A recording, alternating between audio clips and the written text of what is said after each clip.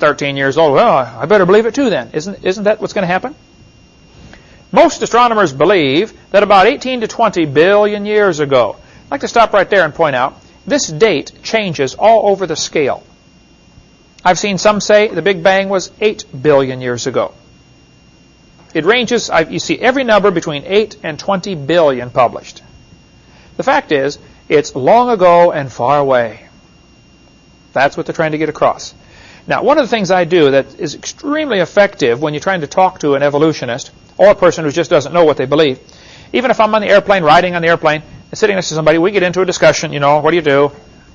Evangelists speak on dinosaurs in the Bible. Of course, they want to know, what? I get my napkin out or whatever, one of the barf bags on the airplane or something, and I draw these two lines. I have learned that if you just simply say 18 to 20 billion years ago, the kid reads that, the brain cannot absorb big numbers. Congress knows that. It takes advantage of it all the time. So by showing it on a graph, all of a sudden it's like, oh, wow. Something clicks between what you're seeing now and what you're hearing and what you're thinking. It all seems to fit together. So by graphing it out, on my napkin I'll make two lines, and I'll label one, 6,000 years ago, creation, 4,400 years ago, flood, 2,000 years ago, Jesus' life. Here we are today. By the way, I put the word today instead of a date because my chart would go out of date every year if I did that, right? Then I draw their graph. 20 billion years ago, Big Bang. And I often ask them the question, what exploded? And where did it come from? And the obvious question is, what was before that? But if you graph it out, all of a sudden they can see it's dumb.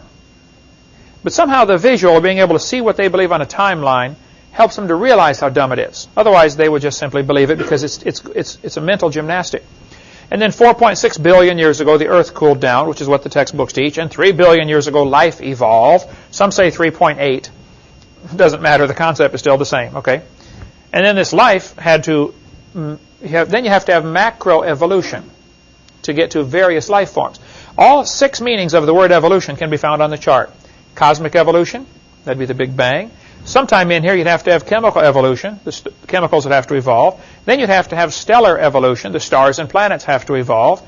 They would teach the Earth was one of the last ones for planetary evolution right here. Then you have to get origin of life, organic evolution. Organic means living. And then you have to have macroevolution, changes between kinds. And finally, way at the end, you get a little bit of microevolution, variations within the kind. And from here on is all we've observed. All the rest of this is imagination. But by putting it on a graph, all of a sudden they start to see, wow, that is silly, isn't it? So the textbook tells the kids, 18 to 20 billion years ago, all the matter in the universe. By the way, the word universe is a question we should ask about. Universe comes from 2 Latin words. Uni means single, a unicycle. Verse means a spoken sentence. You have verse and prose. So a universe, the word itself means a single spoken sentence. We live in a single spoken sentence. God said, let there be. See, God spoke everything into existence. Now, everything I've ever built took effort on my part. Right? God spoke and created. I can't comprehend that for sure. That's called infinite power. You know, when God speaks, the waves lay down, the wind stops, the dead come to life.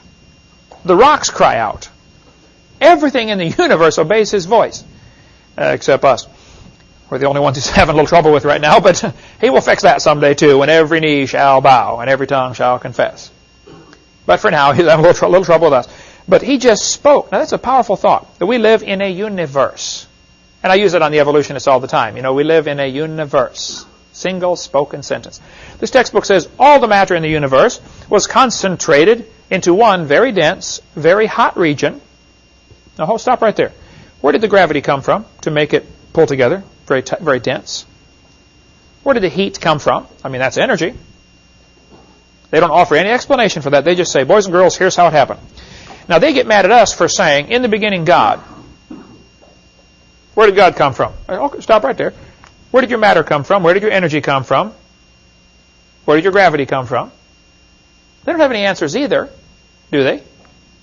It's just as much a religion as what we have. The point is, both are religious. The problem is, this religion is tax-supported.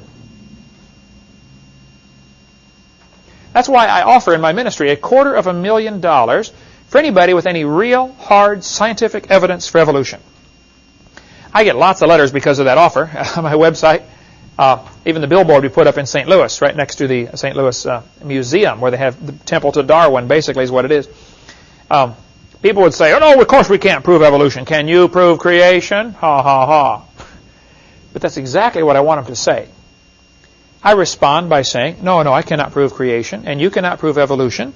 So my question is, since neither of us can prove what we believe, why do I have to pay for your religion to be taught in the schools?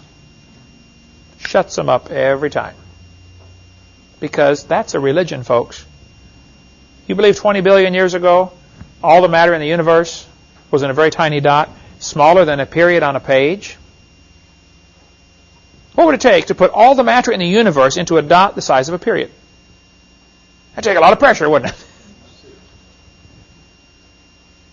This is fairy tale stuff. But somehow, remember, if you tell a big lie, people are more likely to believe it.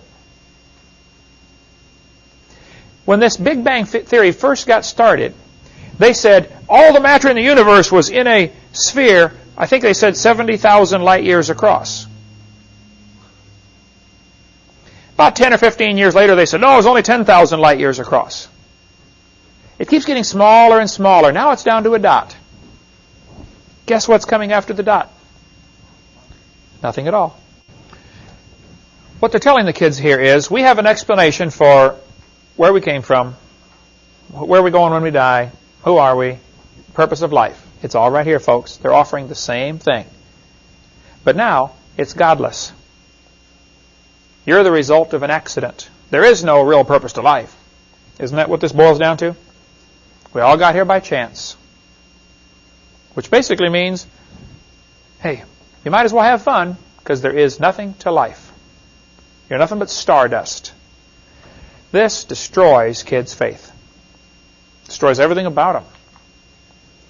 This textbook says, by the way, used in Escambia County, all the matter in the universe, all the matter in energy will once again be packed into a small area, after many billions of years, of course. This area may be no bigger than the period at the end of this sentence. Then another Big Bang will occur. The formation of a universe will begin all over again. A universe that periodically expands and then contracts back on itself is called a closed universe. In a closed universe, a Big Bang may occur once every 80 to 100 billion years. Talk about fairy tale stuff. What they're trying to do here is avoid the obvious question, where did the matter come from? Oh, well, it came from a previous Big Bang. You see how they're trying to do that? That's like some of the Hindu religions. Where did God come from? Well, he came from a previous God. Oh, where did that one come from? Well, he came from one before that, This is what the Mormon religion teaches. They teach, as I am, God once was. As God is, I shall be. It's one of their slogans. They teach God was a man, like us, and if you're a good Mormon, you get to go be a God someday and start your own universe. So it avoids the ultimate question of how did it begin? Oh, it's just always been. It's always been. That's what they're trying to say here. 18 or 20 billion years ago, there's going to be, a Big Bang. There was a Big Bang, and then in another 80 billion years, it's going to close up and start over again. This textbook says nothing really means nothing. This guy's real smart, right? He said not only matter and energy would disappear, but also space and time. However, physicists theorize that from this state of nothingness, the universe began in a gigantic explosion. Now here we have 16.5 billion years ago. I told you the number ranges all over the scale from 8 to 20, right? Remember, it started off as a big dot, 70,000 light years across. Now it's down to a dot. Now